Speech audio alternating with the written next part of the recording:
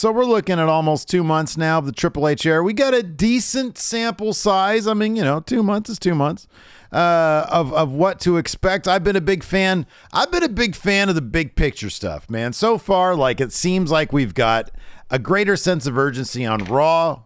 3 hours is still too long, but he can't do anything about that. Yeah, it's way too long. I think even he would change it if he could. I think he probably would. 3 hours is too long, but it seems like there is an emphasis on I get the feeling that long-term stories are playing out as we watch. Elongated match time, a greater emphasis on women's wrestling. They ditched the 24/7 title for all intents and purposes. So there's a lot that he's doing right, but we want more changes. More. And so we did not collaborate on this at all. I told you this 15 minutes ago. I was like, hey, here's the topic for today. Some of these might overlap. So it might, when I say 10, it's like you have 5, I have 5, but it might end up being, I don't know, 7 or 8 because we might have some overlap here. So, things that we still want to see changed with the WWE product under Triple H. Larson, what's your first one? Bring back either Jim Johnston and or CFO $. Oh, I don't even have that on mine, but God damn it, that's like a top tier one right there. That's great. Some of the more recent themes have been kind of meh. Oh yeah, they've been trash. CFO $'s themes at NXT almost across the board were awesome. They were great. They were really good. Of course, Jim Johnston, absolute legend. He's the dude that wrote the DX theme. Oh man, dude. You see him perform it with the DX band. Yeah, he did. Quite a juxtaposition. Was he actually out there?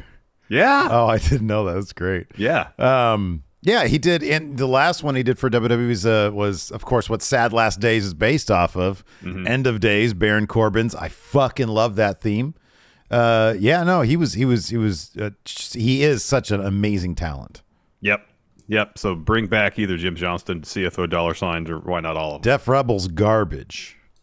I think that's their names. Def Rebel. Maybe. I don't know who's doing it now. They don't seem very rebellious, nor are they very deaf, if I understand the definition of deaf correctly. Yeah.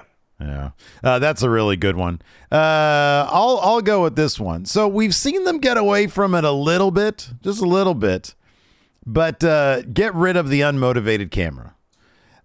Usually I think these days they do it in coordination with like an interview. Like there'll be an interview, which makes sense. It'll be backstage and the camera will drift over and somebody else will enter in. But then the camera just sort of stays there where it's like, dude, if you and I, for example, if I've got this faction that's like you view as just a bunch of pricks, but we go back a long ways and you show up in the shot and I'm like, man, I really want to recruit Larson into my faction. I hear he's a riot down at the Blackpool Combat Club training facility.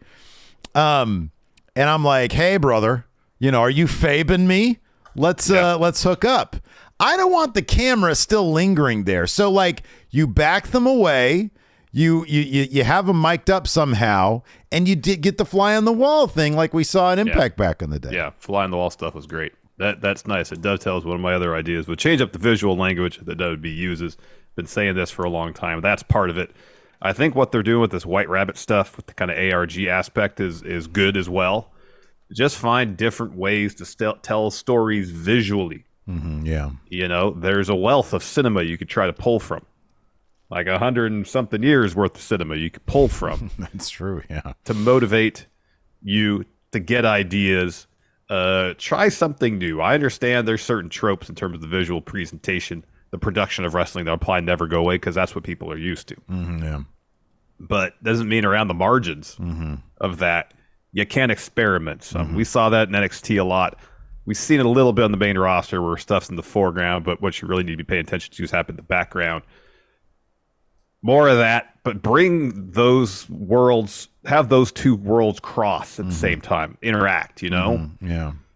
Like wrestling's at its best when the show feels like a living, breathing organism. When you have that kind of stuff happen, it really lends itself to that. So that's all dovetail from that one. Look at this living, breathing line of ideas here. I'd like to see some outside the arena production stuff. Like we got, I thought they would do more of this during empty arena because like, what the fuck? Like we just people just in an empty arena. It sucked. But like they've got such a wonderful production staff. Like, the stuff that we're seeing right now, and I know that's sort of a vignette, but it's outside the arena. The stuff that we're seeing now with Violent by Design, that kind of stuff. Yeah. Or even like the Joey Janela Sunny Kiss segments that we sort of have brought up recently. It was like Cody apparently funded those. Stuff like that I would love to see, even if it's like mini documentaries, like you do like a 3-part documentary instead of like a vignette. And I don't know if they've done this recently. It's only been 2 months, but for like a debuting superstar, somebody who is coming in, instead of just getting like a bunch of cool shots of them and then their name on the screen, let's get to know who this person is. Let's give a shit about this person. So I'd love to see them like leave the arena, do some outside the arena production stuff, some little documentaries. I mean, I remember we saw this I think we saw it like with Bianca Belair at one point when they were hyping up like a return to her hometown or something like that. Yeah. And we saw like a little documentary type stuff. I love that kind of stuff. I think it adds so much, and it adds a sophistication to your production that you see like in ESPN and stuff like that, where they'll run these little, these little videos, these little documentary packages. Yep. Getting away from production here for a moment. Number 3 I got on my list here. They had an opportunity to do this, and they didn't. They dropped the ball here.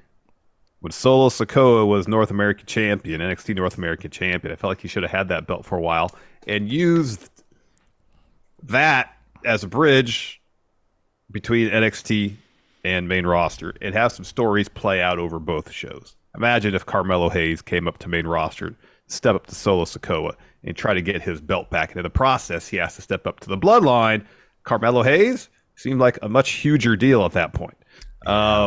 Give us more of that. Give us more NXT main roster crossover, because the possibility exists that people see some of the talent that's in NXT on the main roster. They'll say to themselves, I really like Carmelo Hayes. I like Trick Williams. Oh, they're on NXT. It's on Tuesday night. Hell, at the least I can DVR that. Maybe I'll watch it live. Yeah. Maybe it's a way to get those numbers up. Yeah. And the possibility is there to tell some interesting stories, and it makes the path from NXT to main when there are call-ups all that much smoother because the audience is already familiar with them. Yeah. No, I love that idea. I'll dovetail into this one, and it's a general one. Dude, they got to fix NXT. Just wholesale. Honestly, like it's been a year, and I feel for Shawn Michaels because, like, I'm sure that dude's doing his damnedest. He's sitting there at the laptop clacking away. But I don't know if it's the kind of thing where he needs to be maybe the final word, but he has like a team of like, I don't know, 3 or 4 writers or something, but it's garbage. It's just not. I mean, we look at it every week and we try to stay positive about it, or we try to find stuff in it that, that we can talk about and not just sound like Debbie Downers. But with the exception of a couple things like Carmelo Hayes, I mean, there's so much stuff about it that it's like, I mean, am I really supposed to take Andre Chase seriously? Like Chase University? Do I think they're going to come up to main roster and make any sort of impact there? I don't think so. Like Von Wagner's garbage, but he's funny to laugh at, but that's not what they want. Braun Breaker's the most one-dimensional character they've had as NXT champion maybe ever. Yeah. It's not, I don't see a lot there in NXT that will it used to be with NXT. It's like, how is main roster going to fit all these amazing talent on their show? And a lot of it had to do with there were talent coming in with a brand already established, but at the same time, like they honed it in NXT and it's like when they stopped doing that and they had to create characters from scratch, I get that it takes time for those people to develop.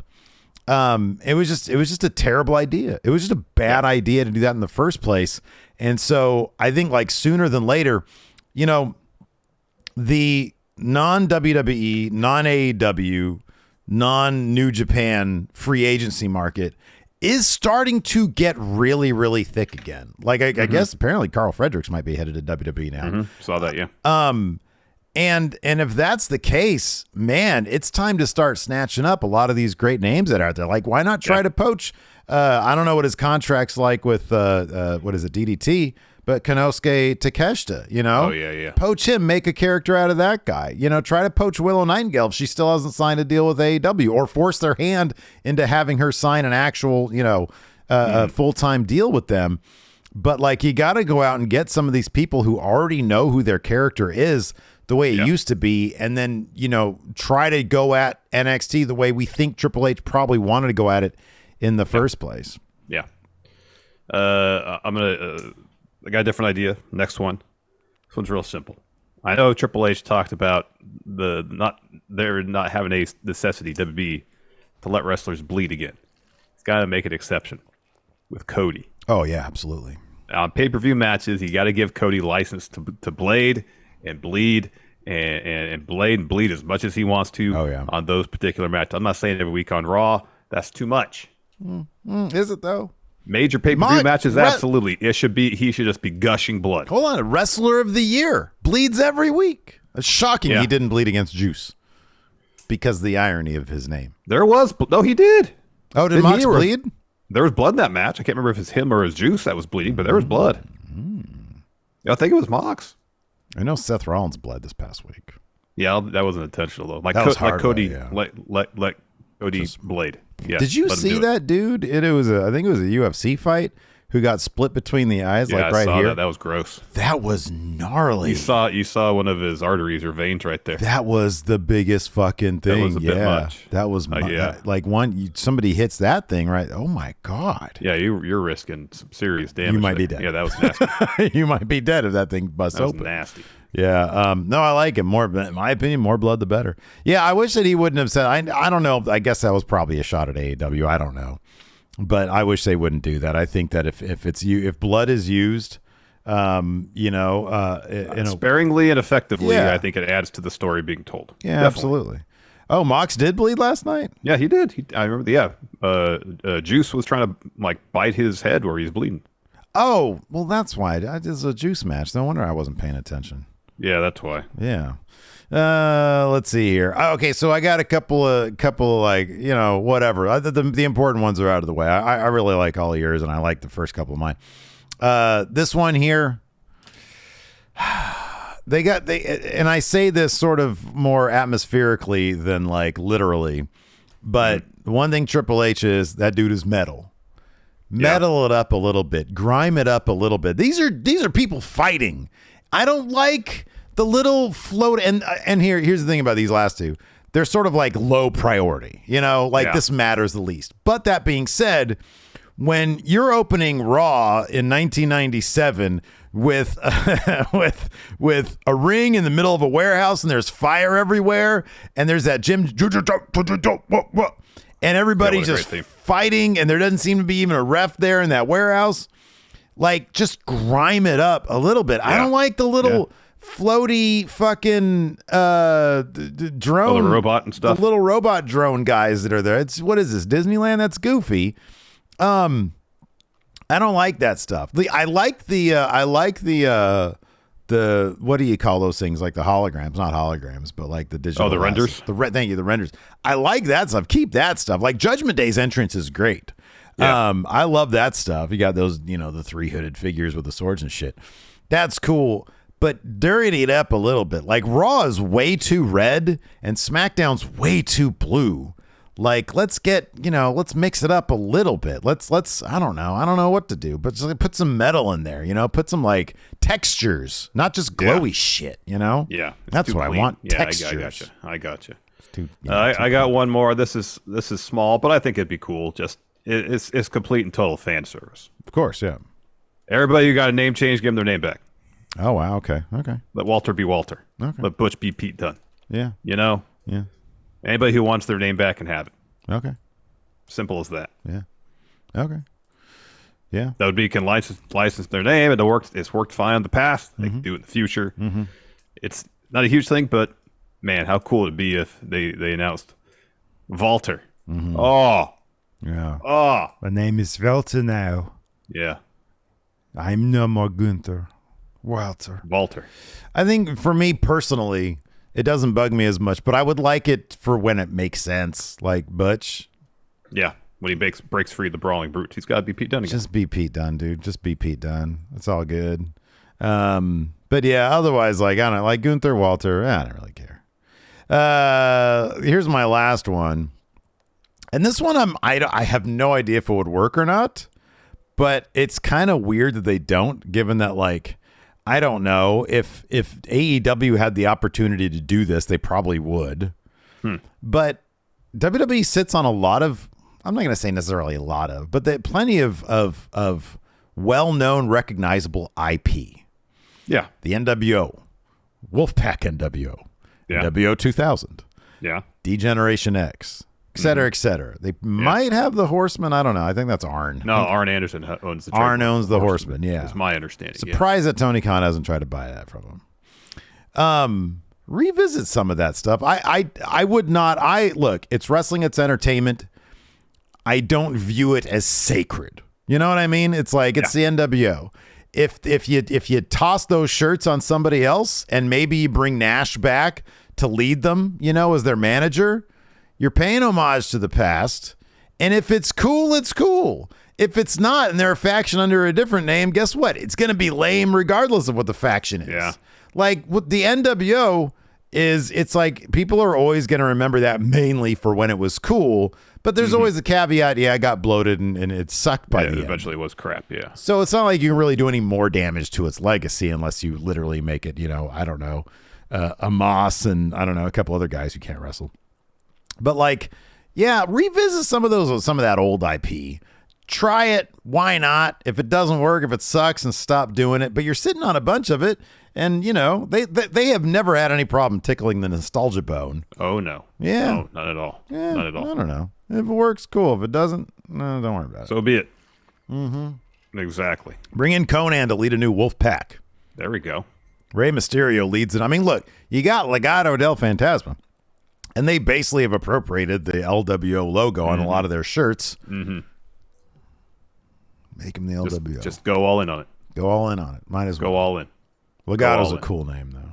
It is a great name. Yeah. Legado. Legado.